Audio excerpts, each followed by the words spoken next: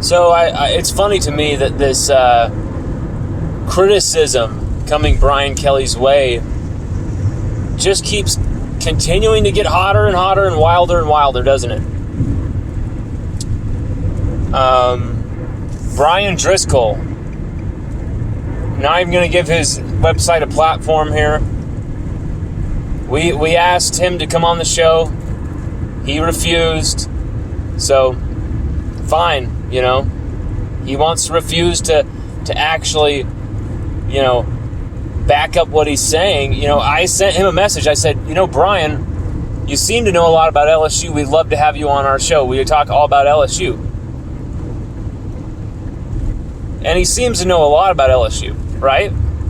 He seems to know everything. He seems to know how LSU is going to do, how Brian Kelly is going to do. He seems to know that, 20 years into the future, will Brian Kelly win a national title at LSU? He seems to know that answer already. No, right? Calls LSU a dumpster fire. That's okay. That's fine. We get it. LSU had some scandalous seasons, and we had some stuff go down that made LSU look bad. We get it. But when everything's trending in the right direction, from the program standpoint, you just want to throw shade Brian Kelly's way. It's quite obvious. So for me, this is more of a jilted lover thing from Brian Driskell than anything. But I would love to have Driskell come on the show so we could say, hey, let's talk about LSU. Let's talk about where LSU are going. Since you know everything about LSU, let's talk about their weaknesses. Let's talk about their strengths. Because I really want to see how much he actually knows about this roster. Because when I hear Notre Dame fans or Ohio State fans try and claim that they have the same level of elite NFL-ready talent as LSU, I just cringe. I laugh, then I cringe, and then I go, what the fuck just happened? Come on, guys. Are you literally going to compare Golden Tate to Justin Jefferson? Jeff Samardzija to Jamar Chase? Are you really going to compare all of these guys to each other like that? Are you really going to compare them? Are you going to really compare Notre Dame's talent to LSU? I understand LSU had, a below 500 season last year. I get it. We also had 10 players drafted, only second to Georgia, the national champions, who had a historic elite defense. So, you want to throw shade LSU's way, that's fine. But fuck are you doing, man?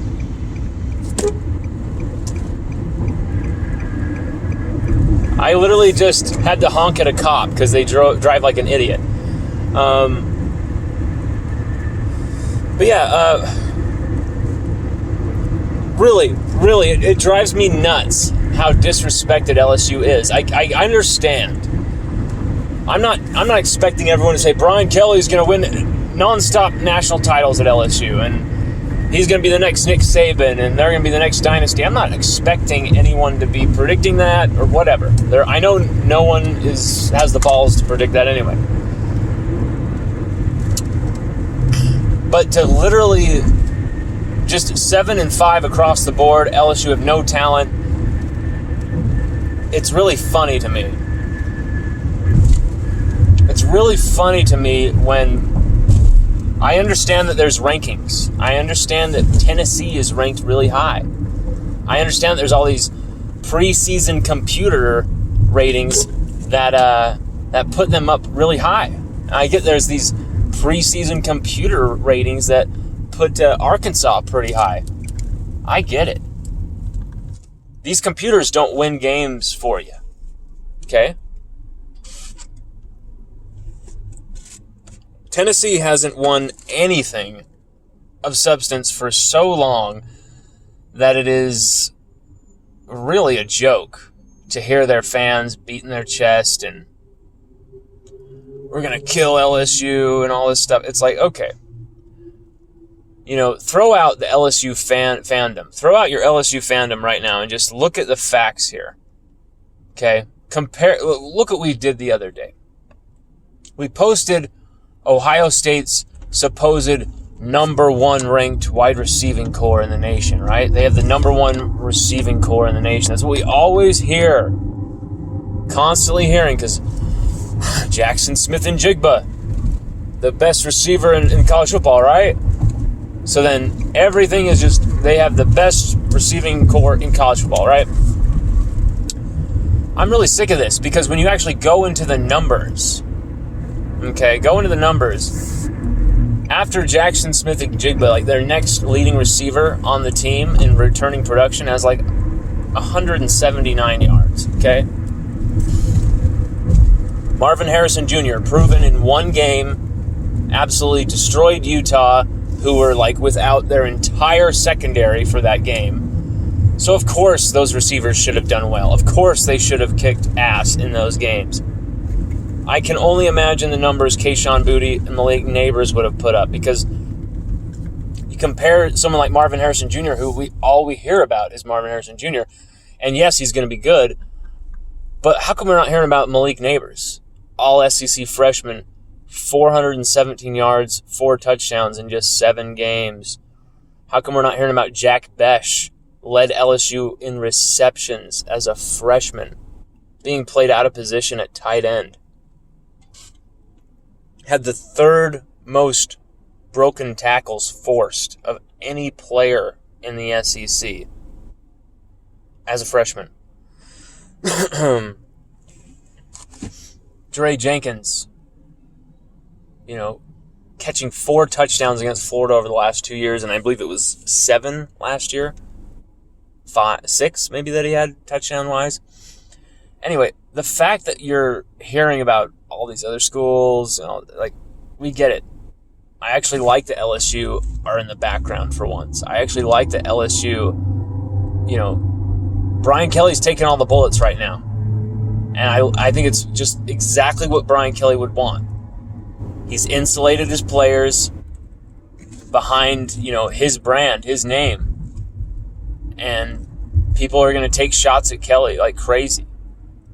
But he doesn't care as long as they're not taking shots at his kids. And that's what's actually fantastic. No one's even watching the film on some of these guys. And so when Malik Neighbors, Jack Besh, Dre Jenkins, Kyron Lacey, Noah Kane actually come to play against some of these teams who have been beating their chest all off season, the rankings aren't going to notify you of who these guys are. You're just going to see them come out and perform. And I really do we're putting together our predictions piece right now. And it may shock some people. But when I look at LSU's schedule, I'm just going to tell you right now, I don't see 7-5. Okay? Do I see an undefeated season? Do I see a national championship? I'm going to leave that as a cliffhanger. But it's as sensible as we could possibly predict, without really trying to say, hey, let's be sensible with our predictions here. I'm just looking at just how are you better in the trenches than the other team? Do you have more weapons than the other team? Does this other team have the better quarterback? All these very obvious, straight up factors that win games, lose games. Trenches, skill position guys, quarterbacks. It's a common thread for a reason. And so we've been taking stock of this. We've been looking into all these other SEC schools.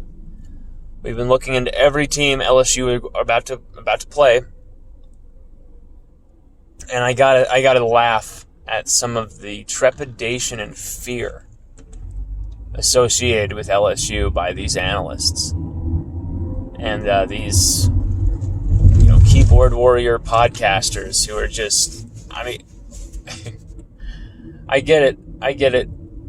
I support LSU. I get it. You don't want to listen to me because I'm supporting LSU. That's fine. And, we can debate about all the rest of stuff, but what we cannot debate about and what I just cannot accept and what I cannot just let stand is this insinuation by people like Bryan, Driskell, and all these Ohio State supporters, whoever, who literally are willing to say that they have as much talent as LSU. They have as much pedigree as LSU. It's an absolute joke. But everybody, check out the season preview on there. We've got a companion video that goes right along with it, and our predictions pieces are coming out, and we've got a crazy interview, our biggest interview yet. And it's probably going to be followed by another one of our biggest interviews right after that. We've got a lot of stuff in the plans here right for the season. Join us. If you're an LSU fan, LSU Odyssey is the place to be. It's only getting better. Thank you, guys.